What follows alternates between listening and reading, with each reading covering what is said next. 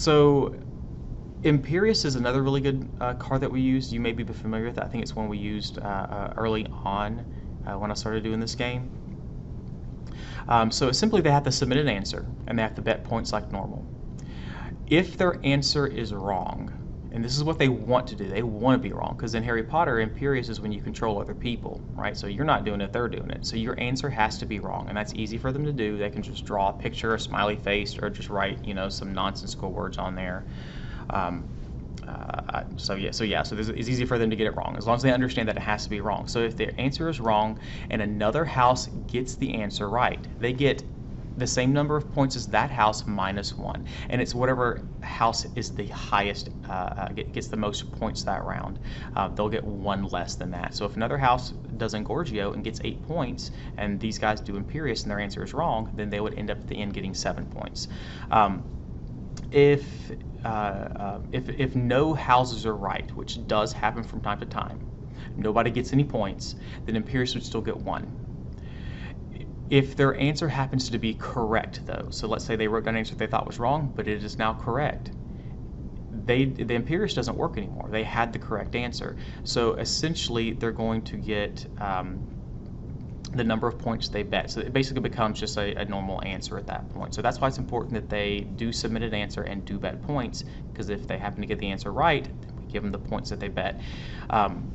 If anybody forgets to write how many points they bet, either 2, 3, or 4, generally speaking, I usually bet for them, and I usually go for the lowest amount just to keep it consistent. So even if they get it right, they still just get 2 points. And so forth. So I'll give them 2 uses of Imperious, which I think is really good. Now the next spell, and that one resolves second, by the way. So if anything else is on there before a 1 or resolve beforehand, then this would resolve essentially right after that. So the next one is the Reducto spell.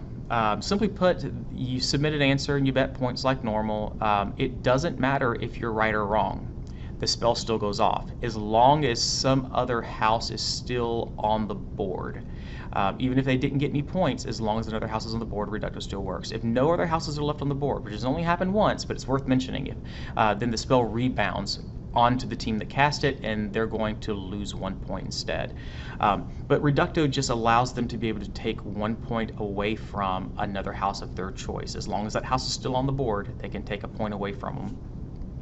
And it's kind of like a nitpicky thing. 1 point here and there you wouldn't think would make much difference, especially if some houses can gain 8 in certain circumstances. But in the long run, it's made a determining factor as who won this round or this study session. Probably won by 1 point. So in the long haul of it, it can make a big difference, and it can determine who's going to win the House Cup at the end. I give 4 charges of this. That gives them plenty of opportunity to just nitpick at somebody and take one, to help either help them win or help another team win. So the last couple of cards are kind of specialized. So we have Zombies and we have Vampiric Embrace. Now Zombies would resolve a 4th, essentially. The only thing that resolves after Zombies is a Vampiric Embrace. Vampiric Embrace always goes last because it relies on other teams having gotten points up to now. And essentially the same thing with Zombies, but Vampiric Embrace we just kind of move to last, and it seems to work really well there. So with Zombies, this is a very specialized card. There is a dice game called Zombie Dice. You can buy it at Walmart. You can buy it off of Amazon. It's really cheap. And it's just a canister that says Zombies, and it comes with dice on the inside. And I don't play the actual Zombie Dice game, but I use the dice for this card. So you'll notice that the dice on the inside have, there's 3 different colors. There's a red, a green, and a yellow. The red has more spell shots on it than the other ones. The green has more brains on it than the other ones, and the yellow has an even number of essentially everything. There's also footsteps. So the way that we play this game is that if somebody plays the zombie card, so they have to write out their answer, submit points like normal. It doesn't matter if they get their answer right or wrong; they still can. The zombie card still takes effect. So essentially, the people who cast it, like if Slytherin casts zombies, they can choose another house that's still on the board, and they hit them with zombies. So let's say Slytherin chooses Gryffindor. Gryffindor got points that round. Maybe they got 8 points. Maybe they had an Engorgio, right? So they're pretty much, they've got 8 points. Slytherin says has already played the zombie cards. They choose Gryffindor. Gryffindor is now a bunch of brainless zombies. We don't know if they're going to get the points anymore. So they have to come up and roll for brains. And I let them just pick one person from the group. That person comes up, and I give them 3. I shake up the cup, and I blindly draw 3 dice. Always 3. They're always going to roll 3 at a time. I hand them to them, and they have to roll. And when they roll it, if there's any brains, so I have, just have them roll it. I grab the dice, I put them over to the side so everyone can see, and I'm like, all right, so here is, they rolled a brain, they rolled a spell shot, and they rolled a runner. All right, so you always re-roll the runner. So I would leave the brain and spell shot out because they've already rolled those, right? So they've got a brain, they've got a spell shot. The idea is we want to get 4 brains before you get 3 spell shots. You always re-roll the runner. So I'll take the runner back, whatever color it is. I would add 2 more dice from the cup. I'd give them to them, they have to roll again. Let's say the next time they get 2 more brains and 1 more spell shot. So now they have 3 brains and 2 spell shots. And maybe the other one, maybe they got a runner, maybe they didn't. Whatever it is, I always draw 3 more and have them roll. They're going to keep doing this until they get either 4 brains or they get 3 spell shots. If they roll it and they get 3 brains, they get 4 brains at the same time that they get 4 spell shots, or 3 spell shots. 4 brains, 3 spell shots. It doesn't count because it means they got hit with enough spells to take them out, whether or not they got the brains or not. You have to, essentially, you want to roll 4 brains with only 2 spell shots. And if that happens, they get to keep their points. They confirm they got enough brains, and they were able to confirm their answer, and they were able to keep their points. If they roll 3 spell shots before they get 4 brains, then they lose the points they would have gotten. So if they were getting 8, they would no longer get 8. They would get 0. It takes the answer away from them. They only, because that's a pretty power play card, they only get 1. So just 1 zombies. So the Vampiric Embrace, actually, let me back up, the zombies. So what do you do if there's no other houses left on the board? Maybe everybody put down Expecto Patronum. They're all off the board. So you just got the zombies. So if no other house is left on the board, then the spell rebounds. All right.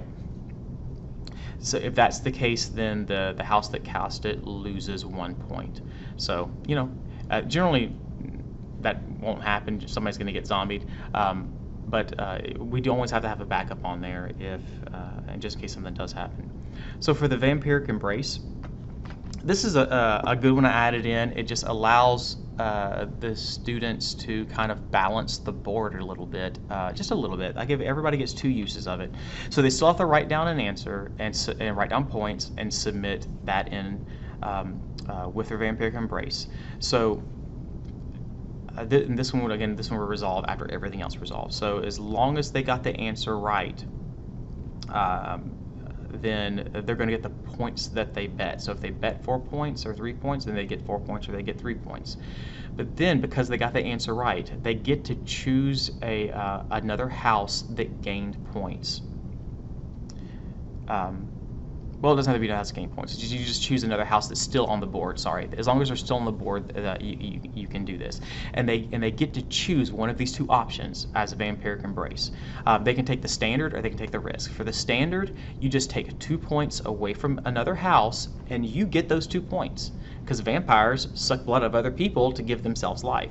So they just kind of pull, no, those are my 2 points, you don't get those. All right, so another house would lose 2 points, and the house that cast Vampiric Embrace would get 2 points. Or they can take the risk.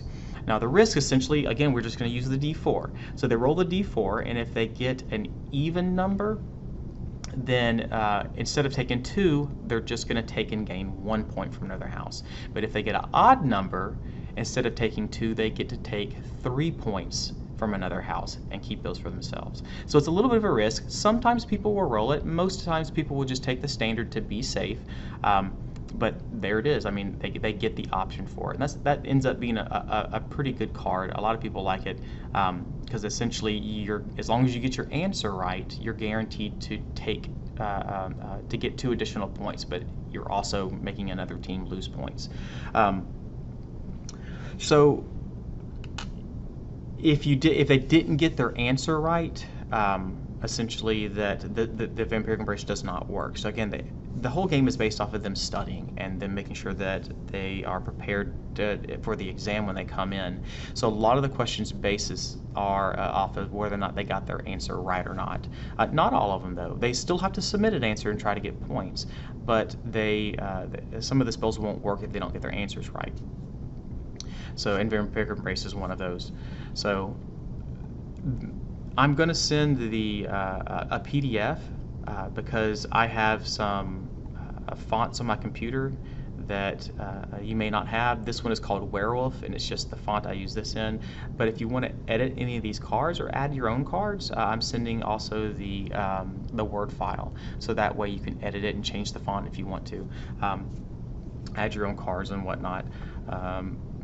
Trying to think if there's anything really else to go on. So invite them into the houses, give them the stuff that they need: pens, colored pencils, their spell sheets, some paper to write answers on. Ask a question. Everyone takes a moment to write it down.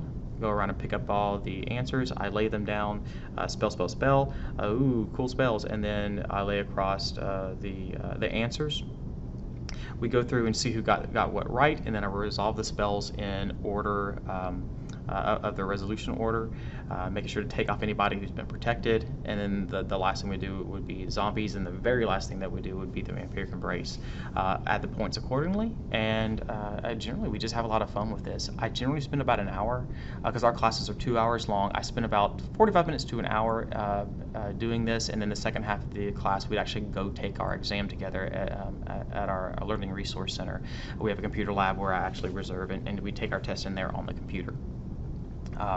This has gotten a lot of like I said, this has gotten a lot of really good feedback from the students. It really helps them, A, understand what type of questions I'm going to ask, and B, it kind of shows them how and where they need the information they need to study up on before we go in and take a test the next time. Some students don't get into it all that much, but I'd say 99% of them do, and I've had students that have had me for multiple years for different classes, Bio 1, Bio 2, or Zo 1, Zo 2, and they'll have me for all of them, and they get super into this game. I even had some cousins in the class one time.